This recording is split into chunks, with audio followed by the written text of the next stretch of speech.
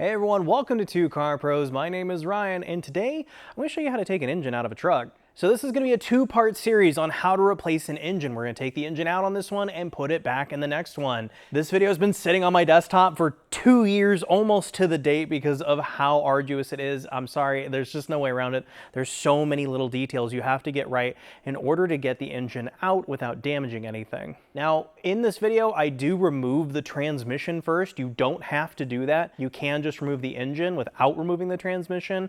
However, if you do that, you need to support the transmission somehow with like a jack or a couple of blocks of wood or something like that when you remove the engine. I was just happening to remove the transmission as well because I rebuilt the entire powertrain on this truck a year or two ago. The only thing I didn't show is removing the exhaust, but that is really easy and that's going to vary vehicle to vehicle anyway, so go ahead and remove the exhaust before you even get started. So I'm not going to go over every single little vacuum line, electrical connector, anything like that. I'm just showing you the stuff that's like a little bit difficult and you would maybe not think of when you're taking the engine out. However, it's up to you to kind of look around and make sure everything is unplugged from the engine. If I went over every single electrical connector, this video would be 20 hours long. So I went over as many as I thought was necessary, and the rest is up to your common sense. Our truck today is a 2005 Ford F-150 with a 5.4 liter 3-valve V8. However, this guide will apply to anything that's front engine and rear drive. This truck has been around a really long time for me, and it has essentially built this YouTube channel. So when the engine started making some funky noises, I just went ahead and decided to rebuild the engine myself and have this truck for another 20 years or so. With all that out of the way, let's jump into the hardest thing you can do in automotive. So what we can do is grab an 8mm wrench or deep well socket and remove our negative battery terminal cable. You always remove your negative battery terminal cable first. Always, always, always. There we go, jiggle that loose and sash that down in a way that it can't accidentally touch while we're working. Before we remove our hood, we need to remove the gas struts that prop it up. And the way you do that is you just take these clips off, and I already have the hood supported by a prop rod. You can use a jack handle just to make sure when you pop these things off, it doesn't just come down on your head. That is no good. It's like that, and then you should be able to just kind of pop this off. Just like that, and do that for both sides. So the next thing we're going to do here on these hood hinges is I'm going to take a black Sharpie. You can use a scrying tool or something like that. I like just using a marker and going all the way around where the hinge meets the hood. That way, when you're putting the hood back on, you have the perfect alignment and you don't have to sit there and fumble with it and try it over and over like 10 times. So do that for both sides. So now we can remove the top bolts, 10mm, on both sides for both hinges. So you might notice in the corner of the hinges, hood, I have some terry towels down on both sides. That's to protect the paint. You could use tape, but the problem with tape is when you remove it, you'll just peel your old paint right off. So now we can remove the bottom bolts on both sides, and you really need 2 people to do this. And we're removing the bottom bolt now because the top doesn't do too much. It has that lever surface, but the bottom one, it really matters. And this is kind of the stance you want. Kind of put your shoulder next to the hood like this, and then come around with your other hand on the cowl side. And then we can go ahead and take that bolt out. It's not too bad. There we go. Perfect. And then that's okay. We can remove our hood. Whoa. So now you can see how much more open our engine compartment is. It's absolutely essential to take the hood off to get our engine out, and it's going to be really easy to get in there. Before we could do any kind of real work, you could do this at any time, really, even before you took the hood off, but I always like doing it now, is to put on our fender covers made by Summit Racing. Just be careful on these guys because you should take them off at night because you don't want the material these are made out of to kind of get sticky and stuck to the paint, and then when you take these off, you take the paint with it. So just take them off every night before you leave the shop. So to remove a radiator, we need to remove our coolant, and how we're going to do that is right here on the truck. Lift up inner fender liner, and you can see the drain port, and you might notice I've already affixed a hose to it. That's a 3/8 ID hose on that spout, and when we loosen that plastic nut, the coolant should follow this hose all the way down into my bucket. And we can see the flow coming out. It might take a while for this to all drain out, That's completely normal. If you want it to be, you know, as mess-free as possible. If you're in a hurry or in a rush, just go ahead and remove the lower radiator hose, and I promise it will come out immediately and make a big old mess. So next I can remove our air intake tube. That's this piece here, and it's just one 10mm bolt. If there's an additional bolt somewhere that mine doesn't have due to its age, I apologize in advance. When I got this truck, it actually had an aftermarket air intake on it, and I replaced it with the stock unit, which is this one. There we go. And then you can just pull it out of the air filter box, and you can just tug it to the left to get it out of the fender, and we can just set that aside. So the next thing I'm going to do is remove our upper radiator hose, and I have my special hose clamp pliers linked down below in the description if you need a set, or you can use some channel locks if you are in a pinch. I like these because it keeps my fingers far away from the spring. So I can go ahead and just wiggle that off of there. I like to just set it back to there, and then we can release the tension on the clamp. And look, no fuss. So like I said, this hose is very old. I would just go ahead and replace it. They're not expensive, and they do like to go out on you, especially after you've done any kind of major repair. So when I find one that's super stuck like this, it's really not coming off, the best way to get that off is either have like a standard screwdriver and come in this way and kind of break the seal and go around it. But the other way, the way I usually do it, is I just grab a box cutter, watch your hands, and I just cut the hose down the middle like that. And then I can just peel the hose away, just like that, and it comes off like butter. See? See how much easier that was? So much easier. And then we can just remove our upper radiator hose and throw it right in the trash. I'm gonna get a brand new one and brand new clamps. So on this core support, all the threads inside of these little special fasteners, they're like body clips. That's all they really are. Apparently they're all stripped on mine, so I'm just gonna drill mine out.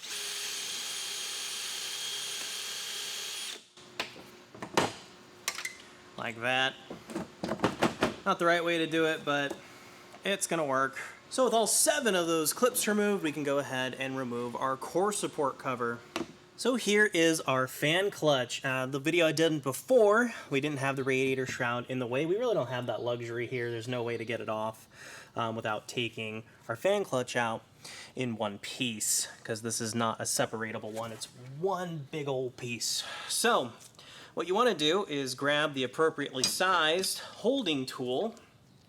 It'll look something like this. On mine, it's particularly the 2 1/8, and we're going to slide that in there on the bolt heads in such a way that it's actually going to hold them, right? So now I can turn this pulley basically with this tool, and it's flipped in a way that you see how this bend is facing, you know, sort of indenting, so it goes along with the pulley itself. Now, while I'm using the other tool, it's going to be important to keep this flush against, see, it just fell off, against the pulley surface like this, because if it slips off, it's really not going to do its job.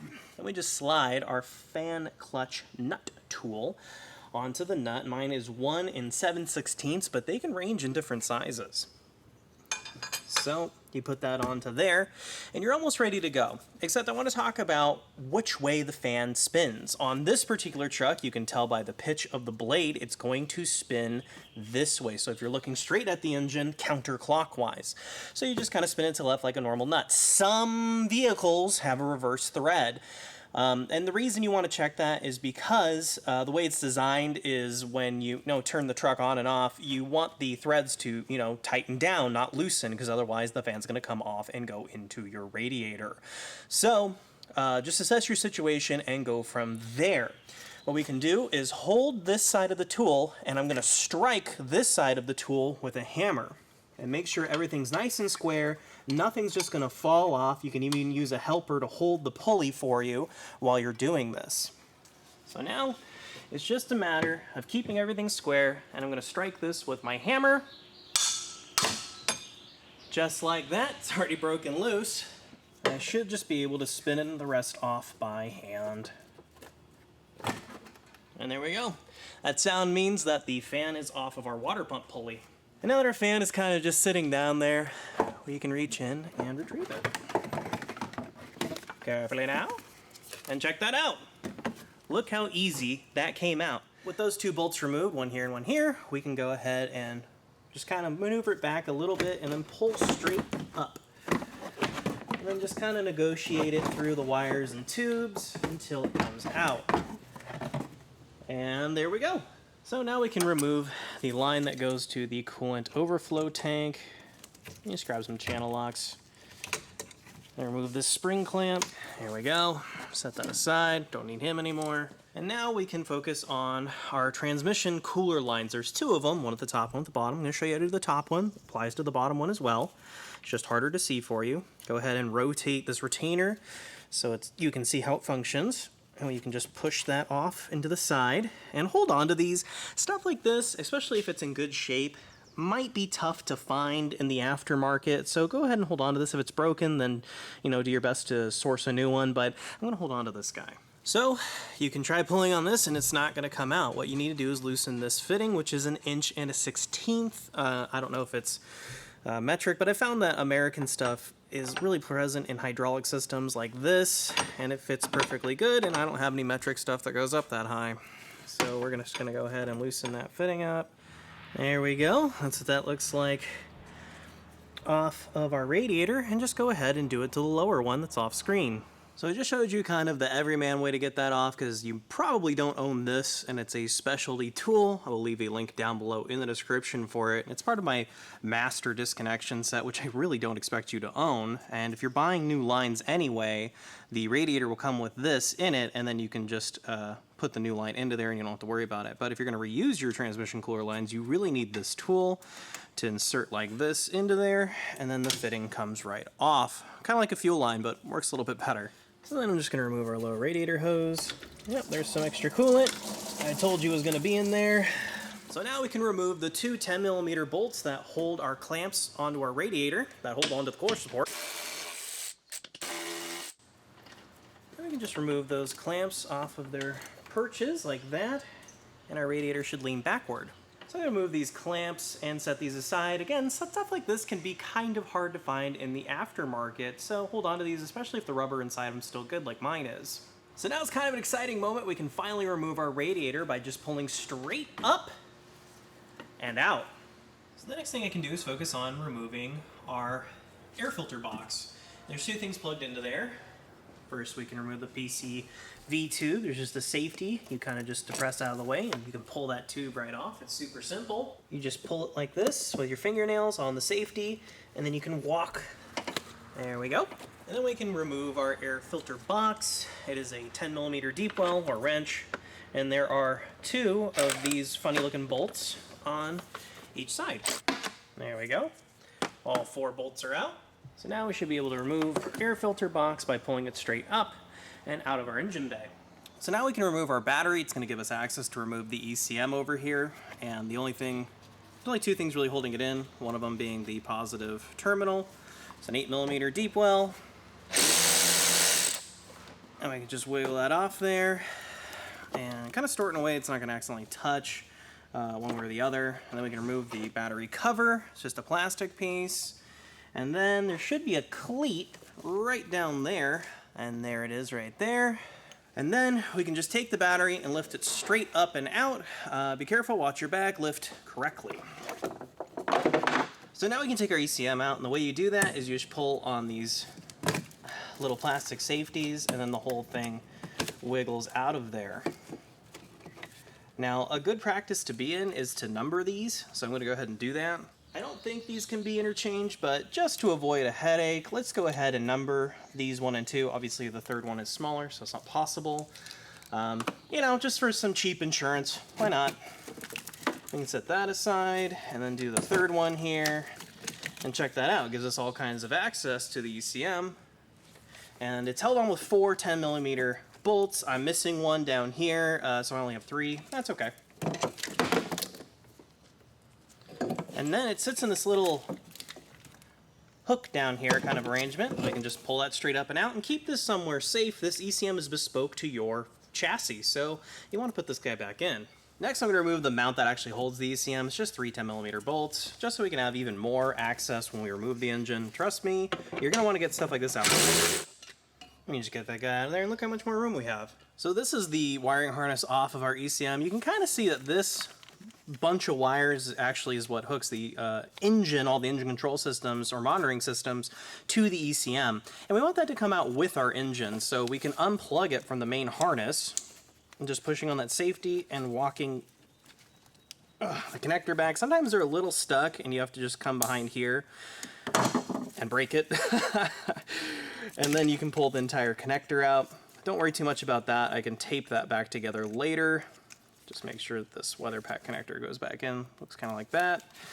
And now we can move on. So the next thing I'm going to do is a pretty easy maintenance item. I'm going to take the serpentine belt off. So just a 1/2 inch drive ratchet and push that down, and that will relieve tension, and you can get it off one of the smooth pulleys, and then the alternator. You can just release it. And then we can just kind of fish the serpentine belt off there. It's not super complicated. So what I'm going to do is remove our alternator. This is just going to make taking the engine out easier because we need to, get our intake manifold out of the way. There's a couple different steps to do that, and it's held in with, looks like 6 10mm bolts here. We can just buzz those off.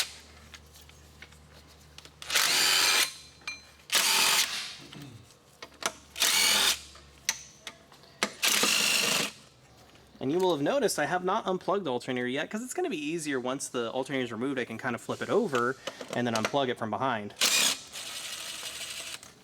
Let me just remove this bracket out of the way and hold on to this because this is definitely a reusable item. So now we can remove our alternator. It's fairly simple. On the back we can see that clip. So you just depress that safety and then you can pull off the connector. That's pretty easy. And then the main power lug, you just pull back the boot. Oops. And it's just a 10mm nut on there. And be careful if you're reusing this, you don't want it to just dangle by that. And we can just remove that guy there. I'm not going to be reusing this alternator, I'm going to be getting a new one. This would be a real bummer to put this whole truck back together and then the alternator doesn't work. There we go. So I'm only going to show you guys this one time, but I wanted to show that when you take something off of a long rebuild like this, because it's going to be weeks or months or possibly even years before you get this back together, it's easy to forget where bolts go. So what I like to do is keep brackets and bolts and the accessory or whatever it is that you take off the truck in somewhere together, so you know that these 6 bolts go to only this. You can't mix them up. So do that for literally everything you take off on this project. So I'm gonna have to take the throttle body off to basically get the intake manifold off in not so many words. So we can unplug the TPS here by moving that safety up, and then we should be able to just kind of depress right here and move the whole connector up like that. Yeah, that's pretty good.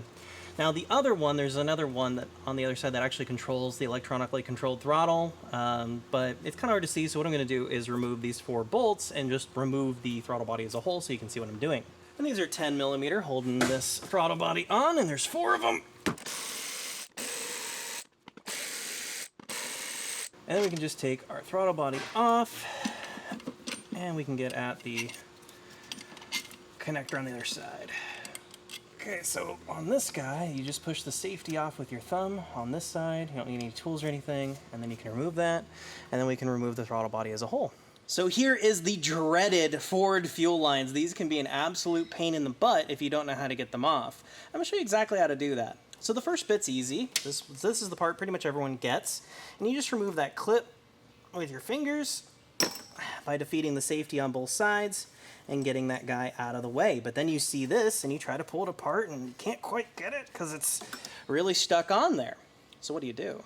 Well, you need to get that fuel line disconnection kit that I showed you earlier from Amazon. They're not terribly expensive and you just need to select the right size. So what I like to do is brace this part of the line with my hand, grab the appropriately sized disconnection tool, the green one for this application, and you just slide it over there. And then you pull in, push this way toward me with this hand, and you push the green tool in there with the other. And just kind of work it back and forth.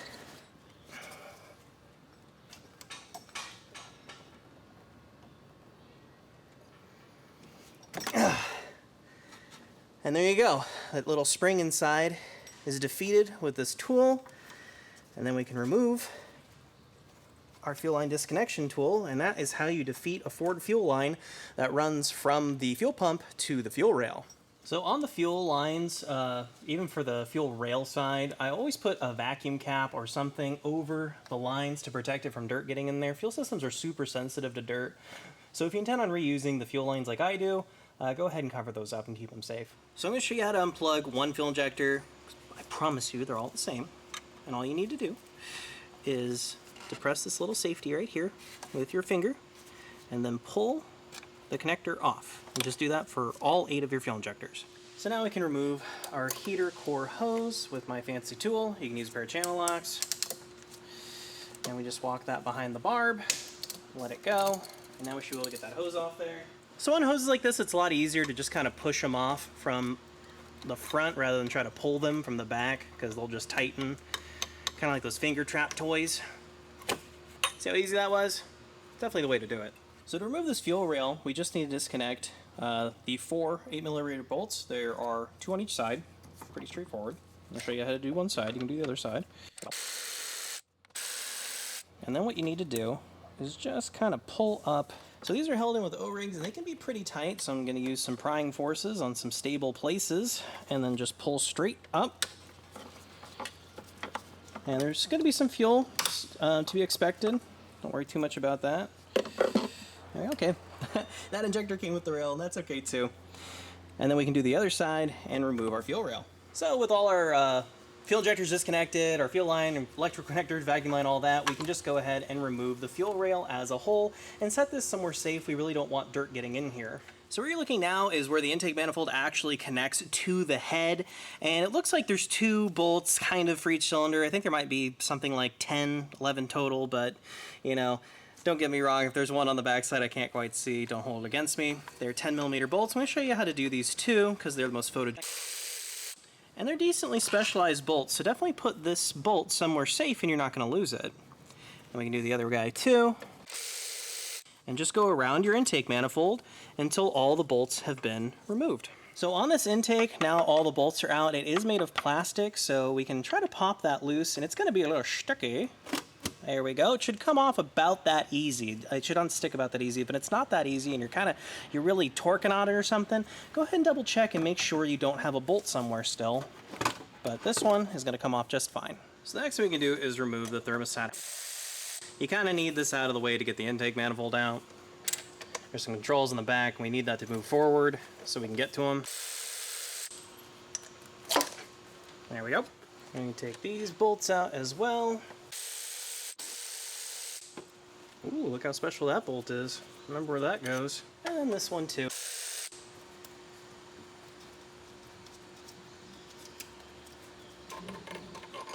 And then we can take off this coolant, pass-over tube, whatever you want to call it, and remove that.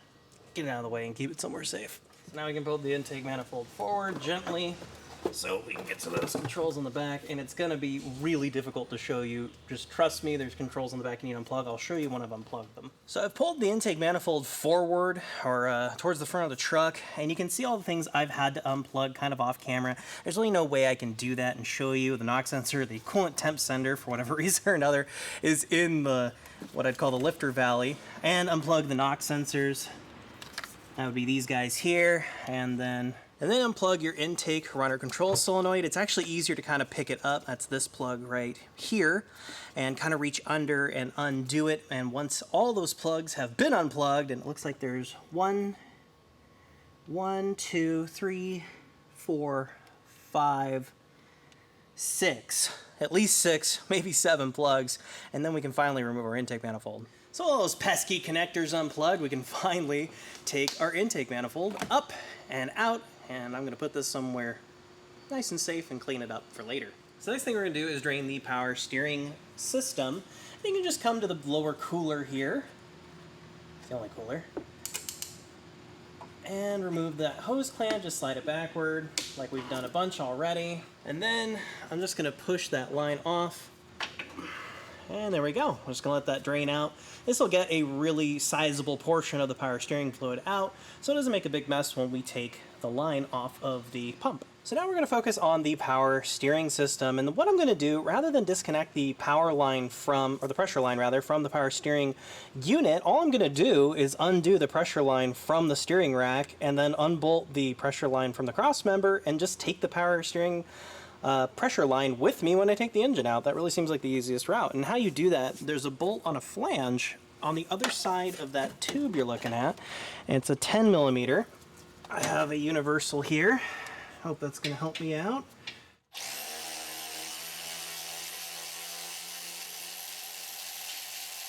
There we go. Bolt is out.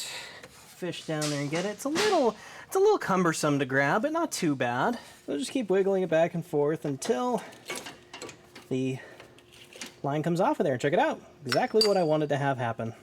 Nice. So now we can undo this 8 millimeter bolt that holds the pressure line to the frame. Check that out. It's going to come with us when we remove our engine. So now we can undo our reservoir hose that feeds it back from the cooler. Once this is disconnected, the power steering system is essentially independent of the truck and can just come out with the engine when we pull that. And there we go. My power steering system is now independent of the truck. So I noticed on the AC system for this that the lines kind of go like this onto the compressor, and they're a little tough to get at, but I also noticed that you can just disconnect it here, and on the low side here and the high side here, and you can just take the lines out with the engine as a whole. I think that's really going to be easy, as well as, you know, installing the engine. You can put the AC compressor on before it even goes in, and there's just one pressure sensor right here. And I think that's really going to make this easy. I've already had the AC system drained by a AC shop, so there is no refrigerant in here. Make sure you get that done. It is illegal to dump refrigerant into the atmosphere. So I can take a 13 millimeter socket and remove this nut on the low side. So there might be a little bit of residual pressure here. That's okay. It might hiss just a tiny bit, like that. There we go, and then we can just remove that low side. And so whenever you're dealing with AC lines like this, either on the accumulator, high side, low side, it really doesn't matter. You really don't want dirt, water, moisture, anything getting in there. So I have this nice big vacuum cap. Fits on there really nicely. You can also use like a grocery bag and a zip tie around there. You just want to keep ickies out of these tubes, out of all the AC system.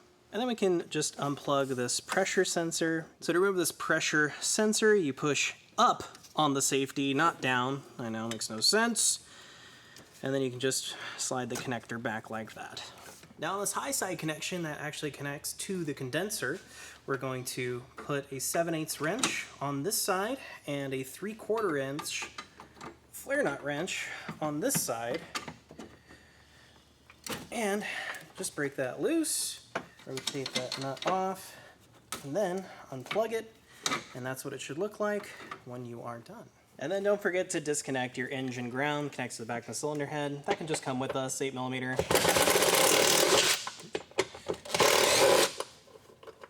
And then I'm just gonna put this bolt right back so I don't lose it. So what we're gonna do next is just remove this vacuum line off the brake booster. You should just be able to push it off, and this whole vacuum line assembly is just gonna come with us when we remove the engine. Just make sure it doesn't get caught on anything. So next we need to remove this heater core line. It's this goofy curly-coo looking one. And there's 2 clips on the back side of it. You want to squeeze and you can push in, give a little shimmy, and you should be able to, there we go.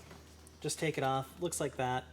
This one's not too bad. So now it might be a little tricky to tell where I am, but we are actually on the passenger side above the exhaust manifold. And the reason we're here is because this is where the dip tube for the transmission bolts to the head. If you lift this up, you can see it way up in there. It's a rather big bolt, 18 millimeter.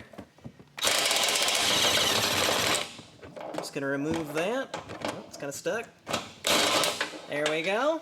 So this next bit, we need to take the starter out. And on this truck, there's kind of only one way to get to it, and you can see the problem with me filming it. My hand's in the way. There's really no other way for me to go for it. So I'm just gonna show you what I'm gonna remove as I go. The 2 bigger nuts are 13 millimeter. The smaller one is 10, and then the ground back here is also 13. So I'm gonna go ahead and do all of that. Sorry I can't show you because again, my hands are gonna be in the way, but trust me, you're not missing much. I'm just taking nuts off. So where you're looking now is what you'd basically call the back side of the transmission. This is our bell housing.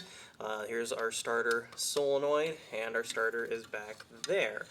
But you can see the two fasteners that are the easy ones to get to, and they're right here and right there. But you take those out, the starter still doesn't come out. What's going on? Well, the starter is held in with 3 fasteners, and the reason I haven't shown you the top one is because, well, it's really stinking hard to get to. So basically, you have to come up and over with your hand and feel it right about where my middle finger is.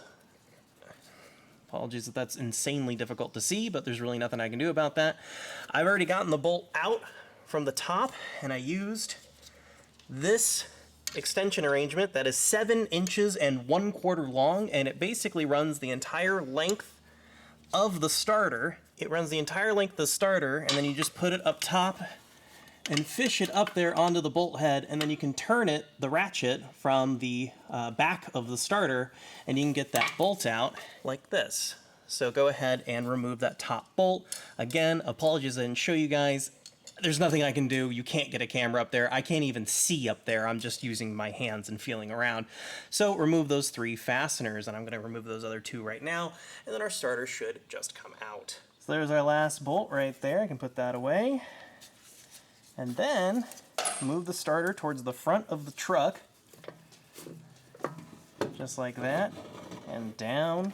Check that out. Our starter is completely free, and we can maneuver it towards the front of the truck. So where you're looking now is the front of the truck. Here is our oil pan and our axle for 4-wheel drive. If you don't have 4-wheel drive, it's not gonna be in the way.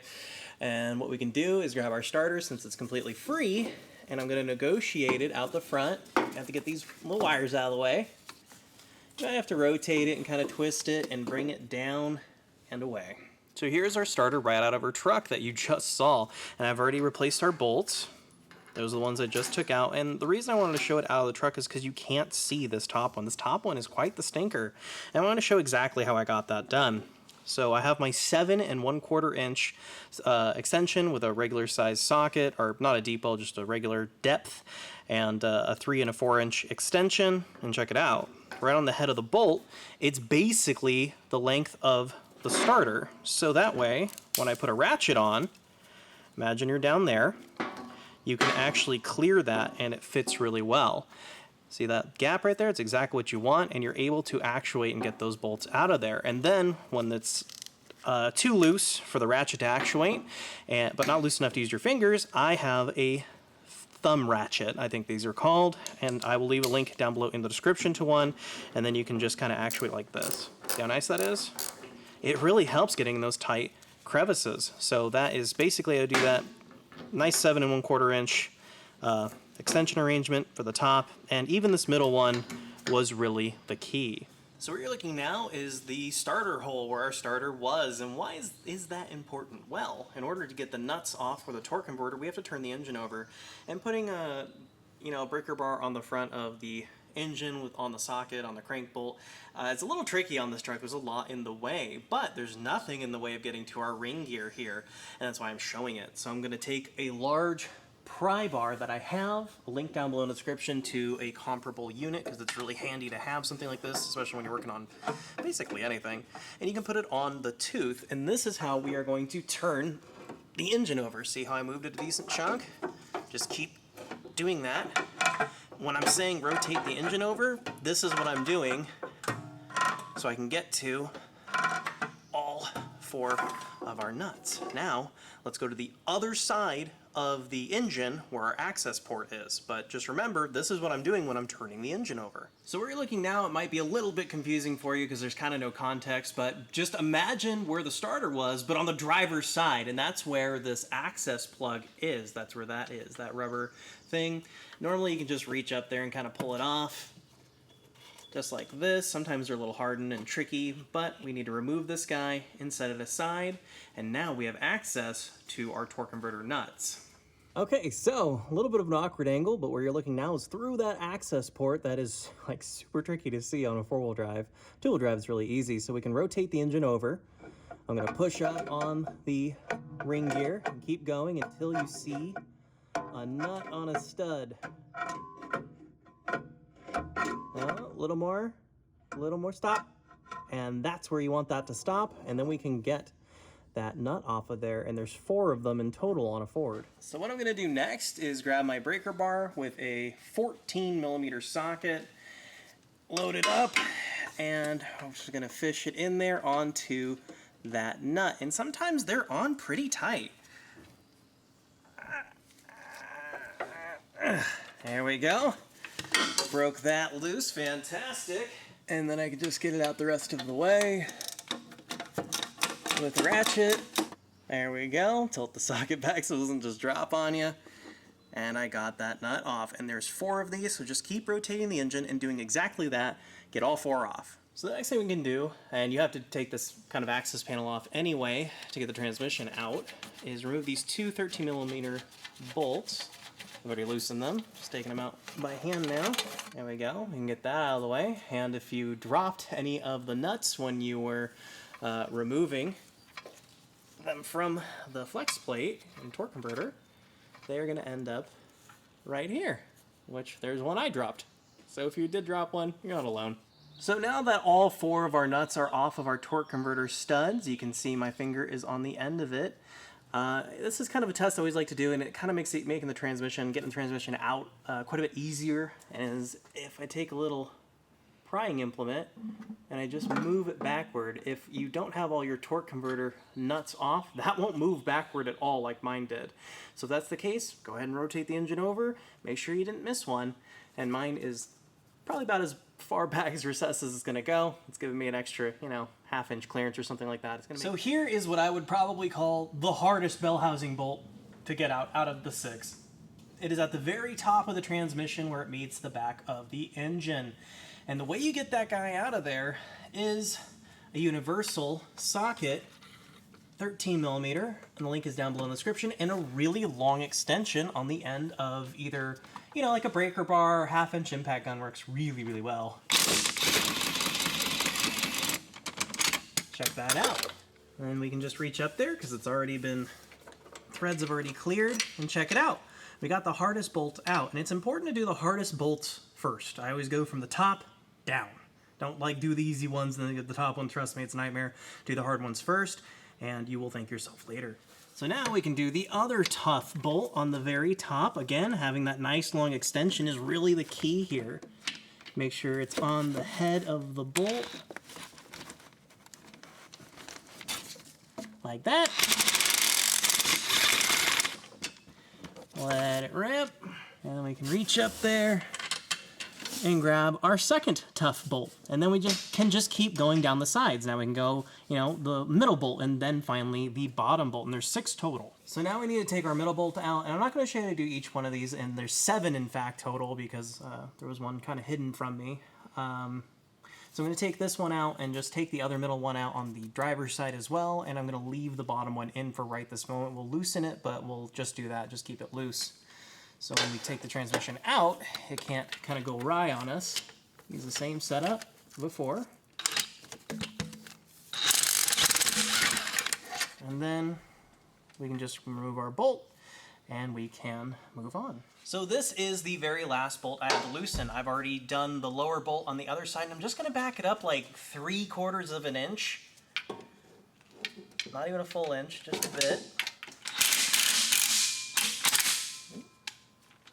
That looks pretty good. And the reason I'm not taking this bolt out all the way is because when I pull on the transmission, I don't want it to run away on me and get crazy and out of control, and that's kind of my safety net. So I've already got my load leveler hooked up to my engine, and where I've bolted it in is right on the back where the bell housing is for the transmission. I've used some beefy bolts there. You could even use the bolts that actually hold the transmission in. They have some built-in washers. I have it in 4 places.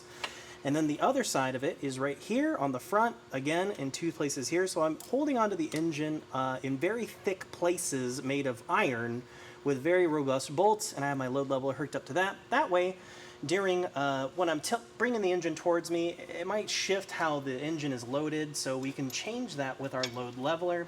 It's kind of an convenience, like it's tilted back a little bit, so I'm gonna make it tilt a little bit forward like that. And now comes the exciting part. We're gonna go ahead and look around again. Make sure, double check you've got everything unplugged. Power steering return line is always a famous one lots of people leave plugged on. So what you're looking now is the passenger side engine isolator. It's held on with two 21mm bolts. And those suckers are on tight. I've already hosed them down with some WD-40 a few minutes ago. Let's try to get those off of there. If you're having trouble, because they are on tight, go ahead and break them loose with a very long breaker bar, and then you can finish them off with an electric impact. There you go. So on the driver's side, we have one bolt, because I have four-wheel drive. If you have two-wheel drive, I'm willing to bet it's those two 21mm nuts. This is just a caged bolt. So at the front, it basically has threads inside of the frame, so you don't need to hold it. So you can just go to town on this side of it with 24mm. I'm gonna go ahead and use my breaker bar here because it is on just insanely tight. And I'm gonna be here for a little while. So you might notice that I've gotten the bolt out a fair bit, and if you struggle with that, yeah, that's expected. I had a 2-foot breaker bar. Honestly, I wish I had a 5-foot breaker bar because it is on that stinking tight. It was popping and cracking and making all kinds of disconcerting noises, but now I think I've gotten it to the point where I can just use my 1/2-inch ratchet to back it out the rest of the way. Truth be told, you could probably use an impact gun here, but the problem is the cage nut isn't like sat in there really well. It kind of reverberates back and forth. But that, my friends,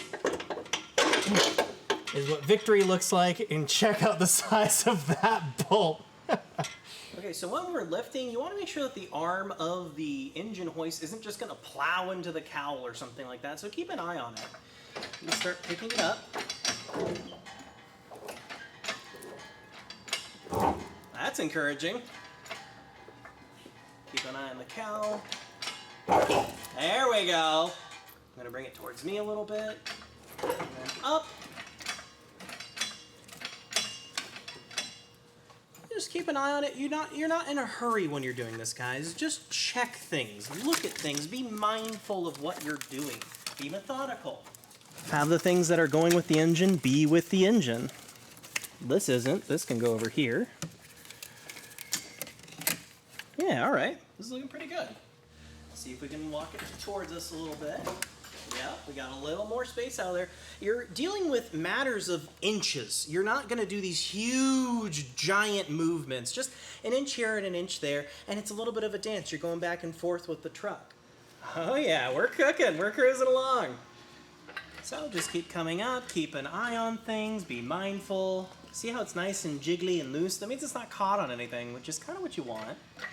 Okay, just scooch it as close as you can to the core support while you're coming up.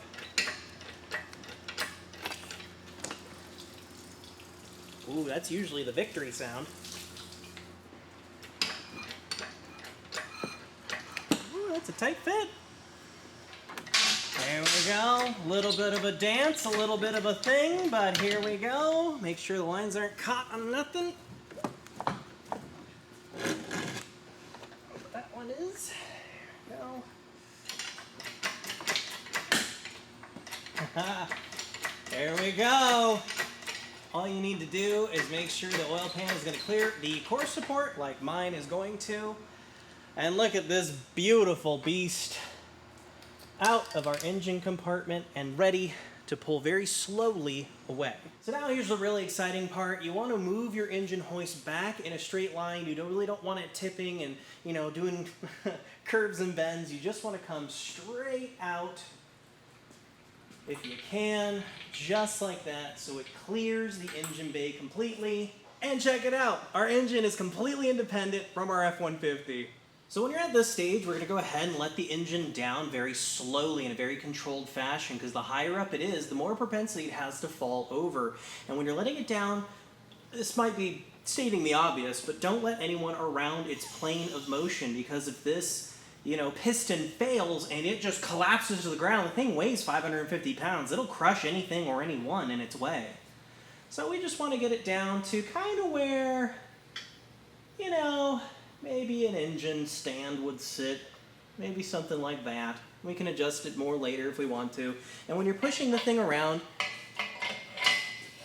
The one thing you don't want to do is like try to grab this and push this way. You always want to push from back here. That's why there's handles, and do this kind of motion with it when you're putting it in a position. What I like to do is more or less keep it where it's going to be, and then bring the engine stand to it. That always seems to work much better.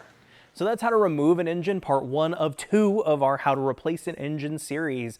This is not easy. I'll admit it straight away. It is very time consuming, and that's what makes it difficult. But as far as overall effort, it's not a Herculean, unreasonable amount. People used to remove engines and replace them in their garage all the time.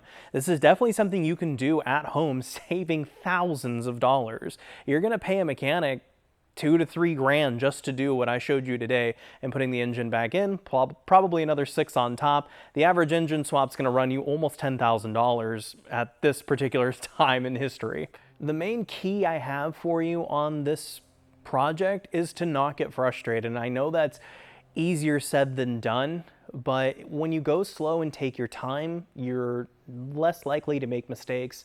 And obviously the stakes are quite high, so you don't want to make any errors. Just go slow and take your time. And if you have any questions, please leave them down below. I'll do my best to get to them, or you can go to our website, 2carpros.com, and ask a question for absolutely free, and I will be along shortly. Make sure you subscribe so you don't miss when we're putting the engine back in the truck and running it for the first time. I know I've already shown that on the channel with this truck, but I didn't show putting the engine back in because that was kind of part of the build series. If you're interested on how to build this exact engine, there's a link down below to the playlist on how to build a 5.4 liter 3-valve. Quite a fun series to watch. It's quite long, but it's very involved. It's very how-to. Thank you so very much for watching. If you found this video interesting or helpful at all, please consider becoming a member by clicking that join button down below. It's a direct way to help the channel out. Barring that, a like, comment, and subscription goes a long way in the YouTube algorithm and helps me out a whole heck of a lot, and I really appreciate it. Thanks again for watching, and I'll see you next time.